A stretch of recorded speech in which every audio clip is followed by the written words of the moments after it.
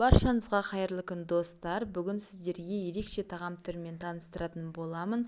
Бұны балаларыңыз да сүйіп жейтін болады және қонағыңызға қоюға да ыңғайлы, өте дәмді болып шығады. Бұл неден жасалды деп ойлайсыздар? Әрине бұны көп ешкім біле бермейді және бұл кабачкиден жасалған тіске басар. Көбінесе кабачкиді қуыруға немесе орауға пайдаланып жатады, ал мынау қытырлақ кабачкидан оралған, тіпті бұның ішінде жеген кезде кабачкидің дәмі де кабачки екені де білінбейді, сондықтан балаларыңыз да бірге сүйіп жейтін болады. Өте дәмді болып шығады, әрі ерекше болып шығады, балаларыңызға да өздеріңізге де қатты ұнайды. Мен осындай бақшада өсіп тұрған бір үлкен кабачкиді қолдандым.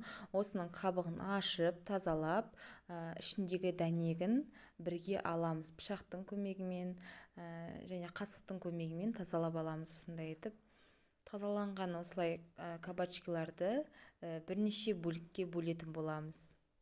Мұқият қасықтың көмегімен немесе пышақтың көмегімен тазалап аласыз. Қауын сияқты ішіндегісін алып тастайсыздар, дәнектердің барлығын алып тастайсыздар.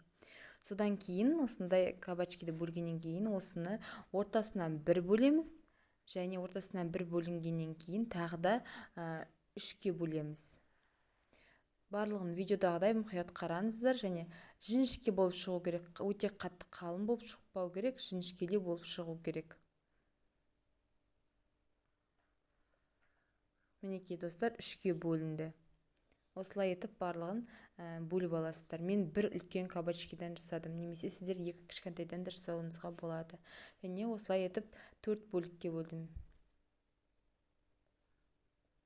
Мінекей менікі сәл қалыңдау болғанмен барлығы пісіп шықты. Сіздер де осыдан кішкене жіңішкелеу етіп алсаңыздар да болады.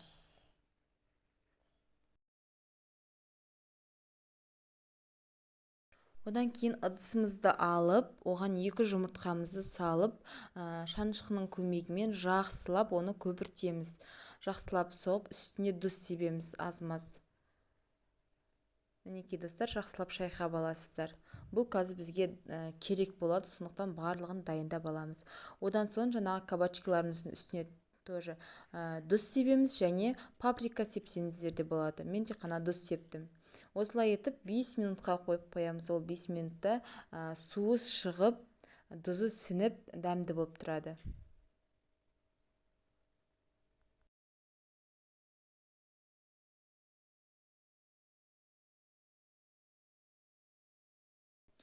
Енді дайындап аламыз. Ыдысымызға, кастрөлімізге майымызды құйып, газымызды жағып, ұнымызды, панировочный сухарийімізді және жұмыртқамызды және ыдысқа салфеткамызды төсеп, барлығын әзірлеп аламыз. Енді осындай суы шыққан, кабачкидің суы шыққан, мінекей көрініп тұрма? Көрініп тұрса, мінекей барлығын араластырып, осы суы шыққан тұздалған кабачкиларымызды ұнға аунатып, барлығын екі жағын аунатып, оны жұмыртқаның үстіне саламыз.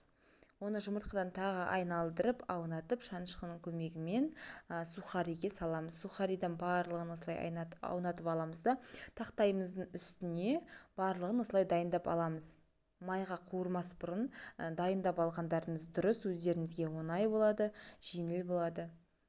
Барлығын осылай етіп істеп шығасыздар, мінекей.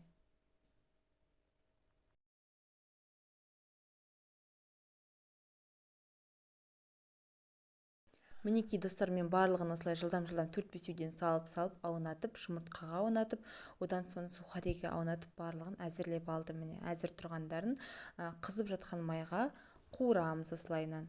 1-2 минут қуырғаннан кейін аударып ала бересіздер. Осылай етіп аударып алып, жаңағы салфетка төселген ыдыстың үстіне, қағаздың үстіне қоямыз. Мінекей кішкене майын сорып алу керек. Содан кейін бізде барлығын осылай дайындап аламыз.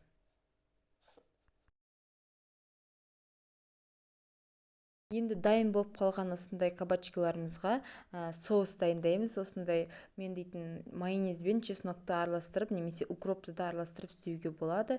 Мен майонезбен чеснокты араластырып істедім, немесе қаймақпен де жеуге өте дәмді. өздеріңізге қалай ыңғайлы солай дайындап аласыздар. Мінекей өте керемет болып шықты. Менен даже артылып қалды артығымен. Өте дәмді болып шығады, әрі көп болып шығады. Сіздер қонақтарыңызға холодныйдың қасына қойсаңыздар да өте керемет болып шығады. Сондықтан жасап көріңіздер. Каналға тіркелуді, лайк басуды ұмытпаңыздар. Достарыңызға таратыңыздар, жіберіңіздер, білмегендерге үйретіңіздер. Видеоның соңына дейін көргендеріңізге көп рахмет. Әлі де көптеген рецепттер болады. Комментарий жазуға, лайк басуды ұмытпаңыздар.